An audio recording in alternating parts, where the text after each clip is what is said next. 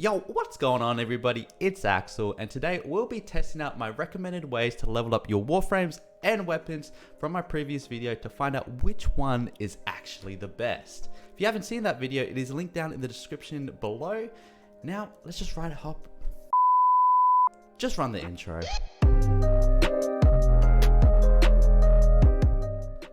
The methods that I'll be testing out today are the ones that can level up both warframes and weapons at the same time. Therefore, I'll only be testing out Hydron, Tier 3 Spies, and Gaian Point. All the other methods either require a maxed out warframe or weapon to level up the other. For this video, I'll be leveling up Octavia Prime and the Pandero Prime with each method to determine which one is the best, and the best obviously being the fastest, and it'll be timed using the in-game timer. Also, I will not be using an affinity booster or a Smedeker vat, so the times are more consistent, and with doing more runs, I'll get a more accurate average time per run. Hi again, I just realized while editing that I did not talk about the Corpus Railjack update at all, so I'm just going to address it now real quick. For all the PC players now and the console players at update 30, you should not level up your warframes and weapons in Railjack. Not only because of the tether nerf, which will increase mission times by a couple minutes, but now your Railjack uses your warframe energy to use the battle mods. So if you're using a low level warframe, you might only be able to activate 1 or 2 abilities before you completely run out of energy. This will significantly increase the time it takes to complete the mission, thus making it an inefficient way to level up weapons and especially warframes. Now that's everything, now let's continue with the video. The first mission I did was Hydron, because it's the only mission that mods will affect the time it takes to level up warframes and weapons. In Hydron, the fastest way to level up warframes is to kill, especially with your abilities, because 100% of the affinity for the kill will go straight to your warframe. But if your warframe doesn't have any damaging abilities, then you would want to kill the enemies with your weapon. So then 50% of the affinity goes to the frame and the other half goes to the weapon. As for the results, here they are.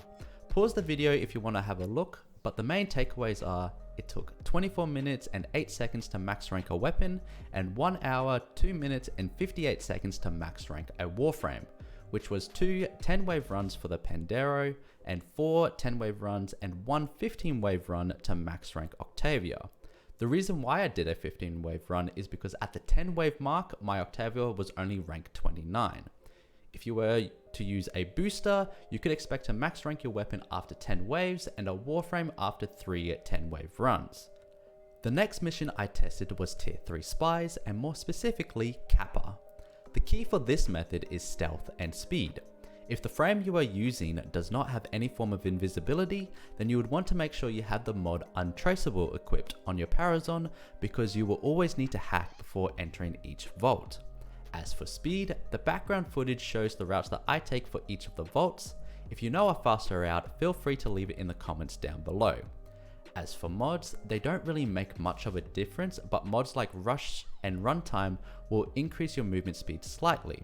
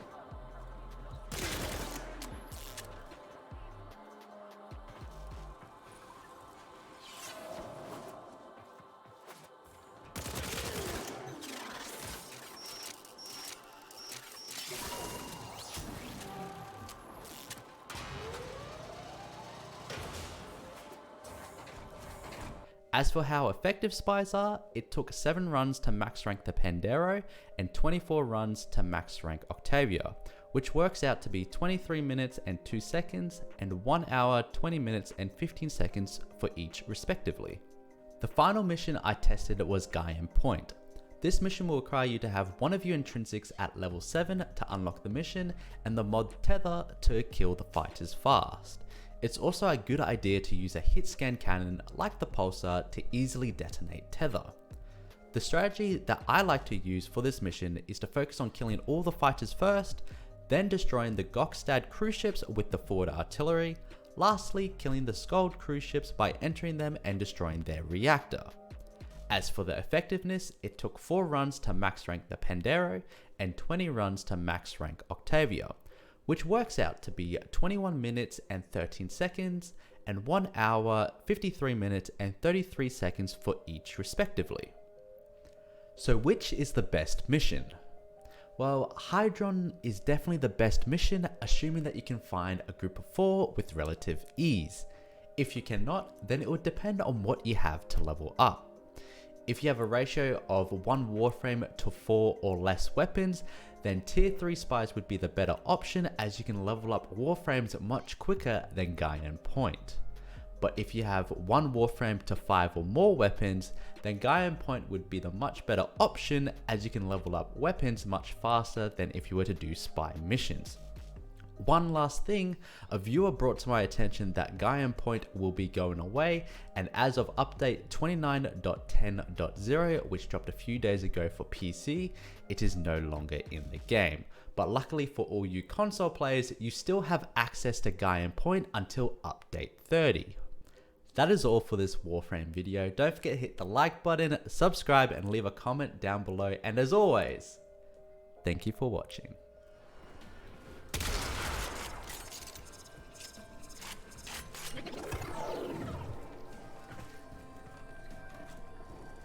Huh. Well, that's rare.